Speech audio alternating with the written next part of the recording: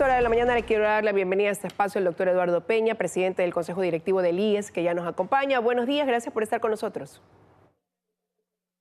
Buenos días, Liz, gracias por la invitación y saludos a los televidentes de Teleamazonas.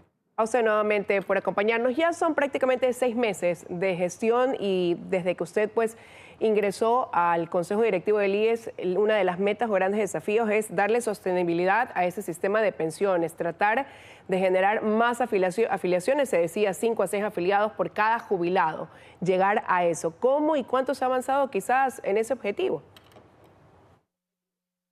Ok, bueno, ampliar la base de aportantes es uno de los objetivos de esta administración y en ese sentido hemos lanzado hace poco más de un mes el programa de afiliación juvenil que propone a las personas que tienen entre 15 y 24 años que puedan afiliarse a través del pago de $52 mensuales y eso les otorga pues beneficios de salud odontológicos y quizás el más interesante, Liz, es el crédito hipotecario.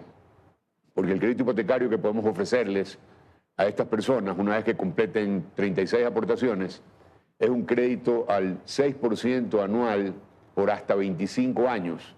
La tasa de 6% anual, tasa fija, es una tasa que ningún banco en el Ecuador te ofrece. Solo el BIES te ofrece esa tasa. Para efectos numéricos, si tú te compras un departamento de $50.000, a tasa 6% anual a 25 años, la cuota mensual que vas a pagar es algo así como $270, que es inferior a un alquiler de un bien similar. Entonces, esto ha funcionado bastante bien. Tenemos un poquito más de 5.000 afiliados en un mes y bueno, ahí va. Y por otro lado, hemos aumentado el número de gestores de afiliación, que son personas que tienen como meta afiliar a 10 personas por día. Son alrededor de 70 gestores. Estamos hablando de que si afiliaran todos 10 personas diarias, que es la meta, afiliaríamos más o menos 700 personas diarias, 3.500 a la semana y alrededor a 14.000 al mes. Si esto camina como pensamos que va a caminar, nosotros en el primer año podríamos afiliar alrededor a 220 o 230.000 personas y así empezar a caminar en ese radio de 5 afiliados por cada jubilado, que queremos llevarlo a 6 afiliados por cada jubilado. Bueno, y esa sería la meta, pero mientras por un lado pues se busca incrementar los afiliados, por otro lado también está esta intención de replantear este sistema de jubilaciones, manteniendo sí los 60 años de edad, usted ha dicho, y también este máximo de 360 aportaciones. Van a socializar el tema a nivel de algunas provincias, pero ¿hacia dónde apuntar precisamente con los cambios que pretenden hacer desde el IES en este sentido? Ok, la propuesta ahí, Liz, es una reforma ambiciosa al sistema de seguridad social, que de hecho deberá ser revisada cada 3 o 4 años en el futuro, porque así es como funcionan las seguridades sociales en el mundo. Nosotros los ecuatorianos hemos sido muy cautos en las reformas que hemos hecho hasta ahora. La idea es pensar la seguridad social para los próximos 50 años. Es decir, pensar cómo va a estar este sistema en el 2070.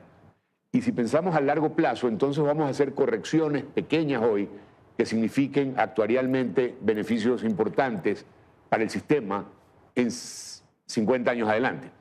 Por ejemplo, nosotros tenemos que cambiar el promedio con el cual calculamos el monto de la jubilación, que hoy es 5 años, o sea, los 5 mejores años de sueldo, que se calculan para ver cuál va a ser tu pensión de jubilación. Eso no puede seguir así porque distorsiona el monto de jubilación, habida cuenta que hay personas que dicen, oiga, jefe, ya me voy a jubilar, súbame la aportación. Es decir, no dicen súbame el sueldo, le dicen súbame la aportación porque ahí voy a coger más cuando me jubile. Entonces, este tipo de comportamientos distorsionan el sistema de jubilaciones.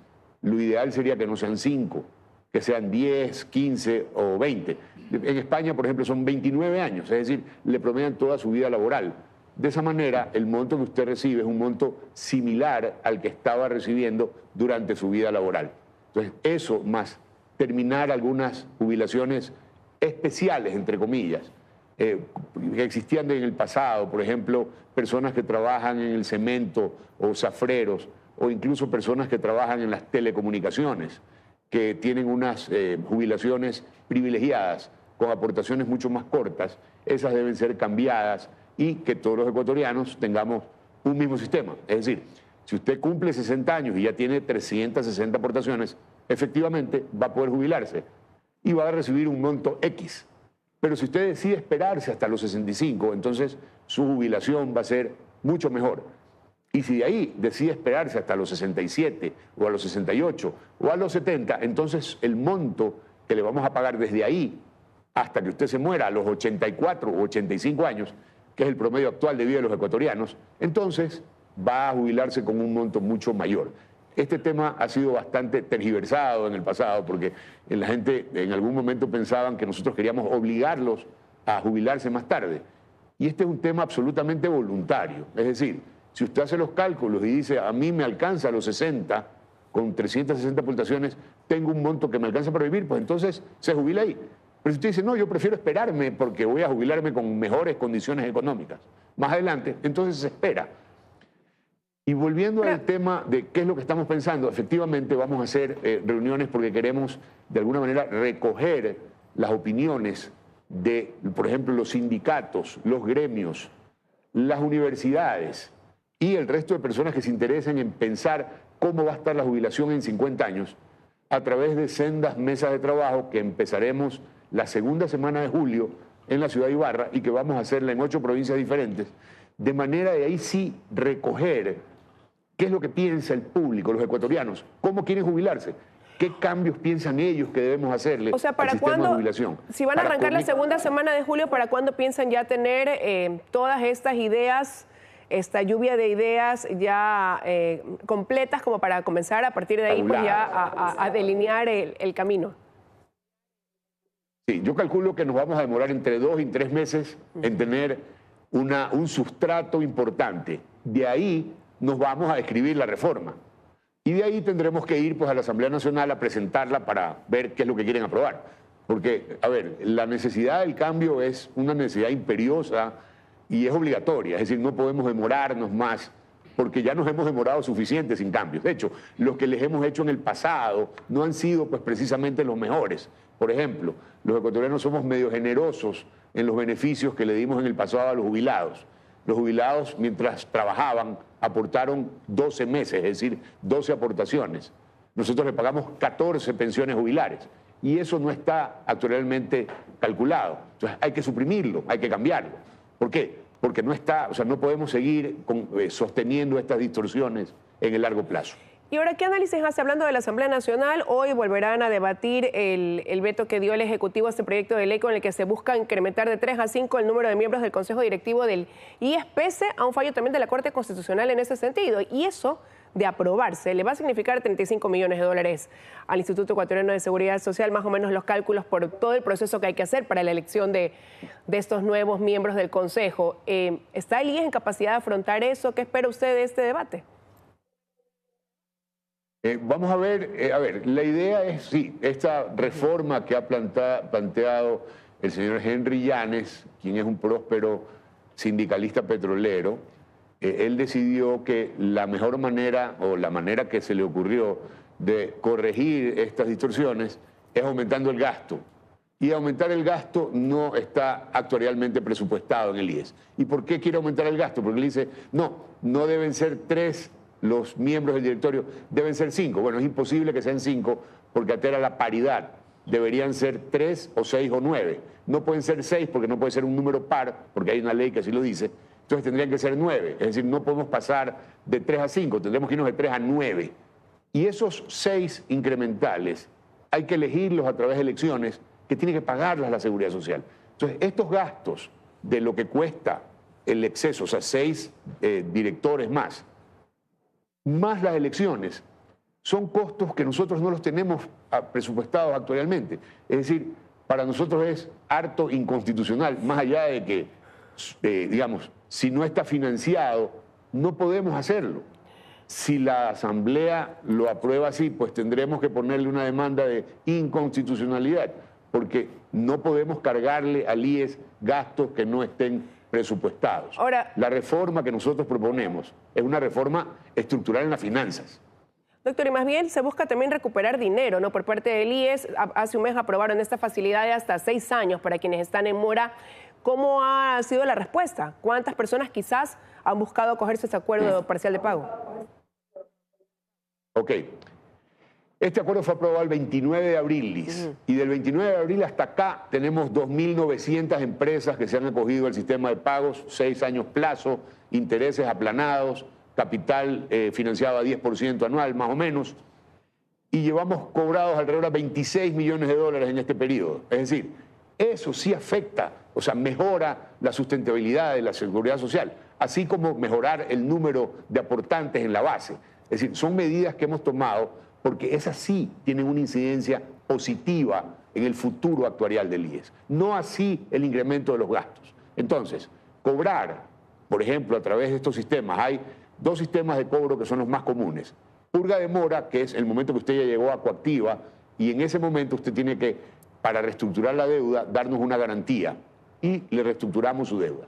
Y el segundo, que fue la ley 671, que fue aprobada también hace poco más de un mes, esa le permite, antes de haber llegado a Coactiva, refinanciar los pasivos que tienen estas empresas con la Seguridad Social hasta 6 años plazo, es decir, 72 cuotas, en donde todos los intereses se dividen para 72, si fuera el caso, porque el plazo es de acuerdo al monto, entonces las deudas más altas tienen más plazo, las deudas más chiquitas tienen menos plazo, pero a ese plazo le aplanamos los intereses y le financiamos el capital. Ha caminado muy bien, hemos cobrado 26 millones de dólares aproximadamente y yo esperaría que en los próximos meses este monto aumente sustancialmente. ¿Por qué solo hemos cobrado 26 millones de dólares? Porque en el mejor de los casos cobramos un 72avo de la deuda cada mes. Entonces, esto es mejorar las finanzas del IES durante los próximos 6 años.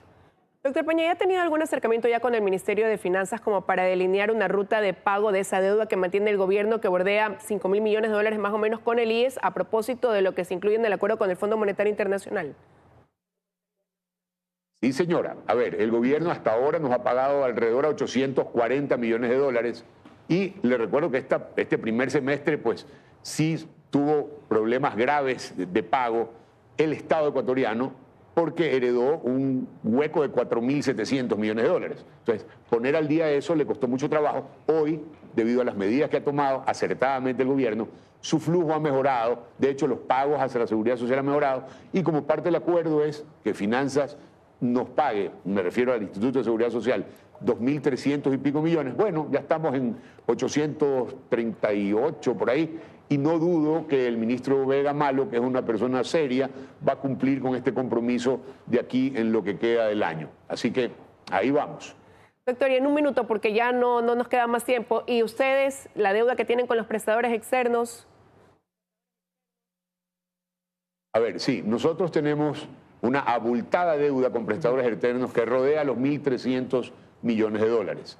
Ahí tenemos una prelación en los pagos en flujo, porque en flujo nosotros hemos privilegiado tres actividades. La primera es cáncer, es decir, todos los solcas, los 8 solcas a nivel nacional tienen una prioridad en los pagos.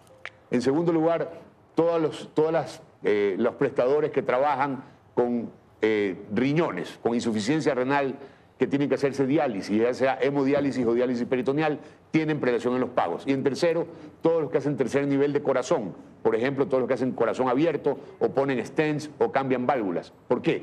Porque esos 3 son debido a muerte. Esta misma prelación le quita privilegios a actividades como las odontológicas o de consulta externa que no son debido a muerte. Entonces, la prelación de pagos prefiere estas 3 actividades que he nombrado y no prefiere a estas otras que son odontológicas y de consulta externa porque no son debido a muerte. Esa es un poco la explicación. Gracias, doctor Peña, por habernos acompañado esta mañana aquí en 24 horas. Que tenga un buen día. Muchísimas gracias y nos veremos en el futuro cercano, Liz. Así será seguramente. Que tenga un buen día. Son las 7:59 de la mañana. Con eso de aquí ya estamos concluyendo.